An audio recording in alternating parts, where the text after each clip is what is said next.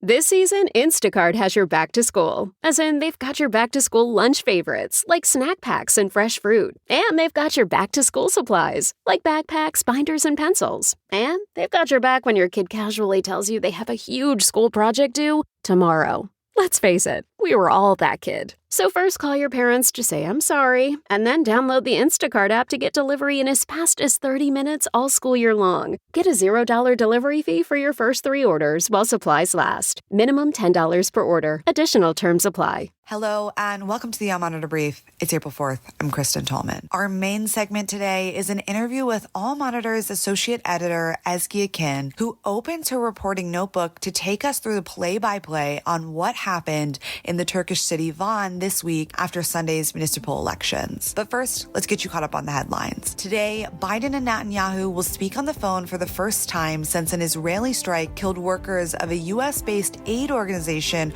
World Central Kitchen, amid heightened fears of an Iranian attack on Israel. The White House on Wednesday said a planned delegation to be led by National Security Advisor Jake Sullivan to Saudi Arabia had been postponed. The reasoning? Well, National Security Council coordinator John Kirby said the visit had been postponed due to a cracked rib that Sullivan suffered, affecting his ability to travel. Israeli War Cabinet Minister Benny Gantz called Wednesday evening for elections to be held as early as September in order to prevent a rift in the nation. The proposal was immediately rejected by Prime Minister Benjamin Netanyahu. Iran's southeastern province of Sistan and Baluchistan witnessed heavy clashes overnight between Sunni militants and security forces, leaving casualties on both sides. The UN Human Rights Council Thursday morning prolonged by a year an independent international fact-finding mission investigating Iran's deadly crackdown on protests that erupted in 2022. And in business news,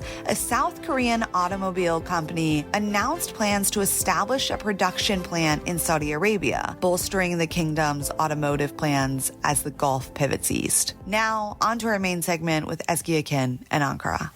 Ezgi, welcome to the All Monitor Brief. Hey, thank you very much for having me. So the big story in Turkey was the Turkish opposition won quite big this past Sunday, laying claim to the country's 5 largest cities and snapping up new municipals around the country. It seems though there was one victory specifically for the DEM Party, a Kurdish-majority region that quickly became contested. Can you walk us through what happened?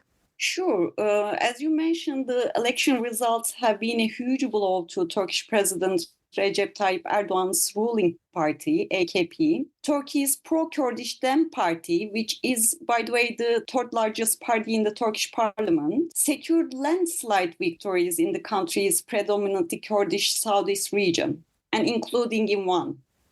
One is one of the largest provinces in the region. It lies along the Iranian border and is home to 1.3 million people. So while opposition parties were still celebrating their victory, news broke that local election officials in Van were blocking Abdullah Zeydan's landslide victory, who was the pro-Kurdish DEM Party's candidate and who garnered 55% of the vote, by the way. For its decision, the local election authorities in Van cited a last-minute court ruling from Friday, just 2 days prior to the election, stripping Zeydan of his right to be elected. Zeydan is a former convict, but he had regained his rights to be elected last year after serving some jail time on terror-related charges. So while we were trying to understand the reasons behind the ruling, we learned that the ruling came after a request by the Turkish Justice Ministry. So on Tuesday, the Electoral Board in Van decided to announce Zeydan's runner-up, AKP candidate, as the winner of the Van elections. The AKP's candidate, by the way, only won 25% of the vote. Oh, wow. This is quite the drama. Yeah, actually, it was quite a drama. Okay, so a lot has happened, and it appears that on Tuesday night, there were videos and photos that overtook social media of large protests in the city. About how many people took to the streets? Is this a common occurrence there, or was this really notable? So yes, after the board's decision became public on Tuesday, the celebratory sentiment in one and in other Kurdish majority provinces in the southeast quickly turned into anger.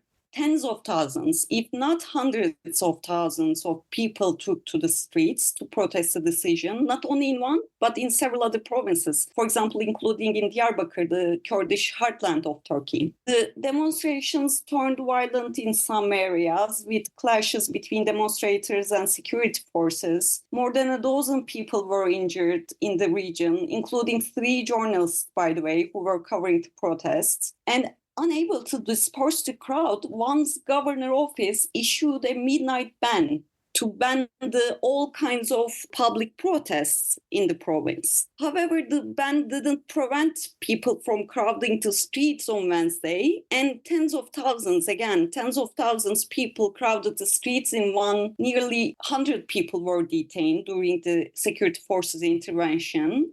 Wow, okay, so a lot of people were really upset about the election board ruling. So catching us up then to Wednesday evening. So Tuesday night, lots of protests. To Wednesday evening in Turkey, the election board reversed course. What are you hearing and reporting on for why they reversed to the original results that the electorate had voted for? Yes, on Wednesday, as the protests were ongoing, the DEM Party announced that the country's High Election Board, or YSK, cancelled its local branch's decision invalidating Zeydan's victory and granted him the mandate of the office. So the mood again changed in one, and while security forces were withdrawing from the streets, people began celebrations again.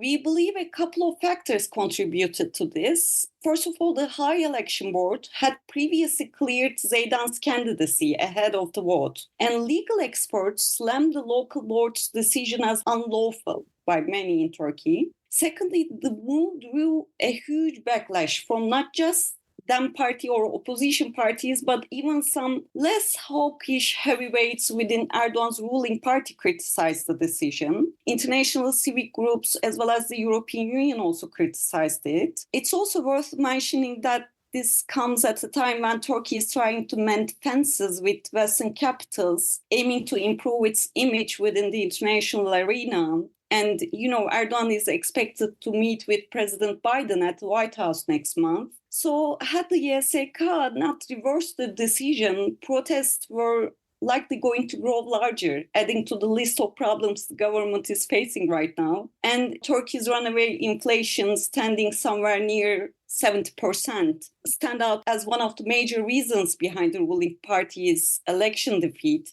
The government is trying to fix the economy, regain the trust of international investors, and potential unrest in the country's southeast would make all these tasks even more difficult. Wow, a lot can happen in a week in Turkish politics. Ezgi, thanks so much for joining and catching our listeners up to speed. Thank you very much for having me once again. That's all for today, April 4th. Tune back in tomorrow and you can read all these stories and more on allmonitor.com.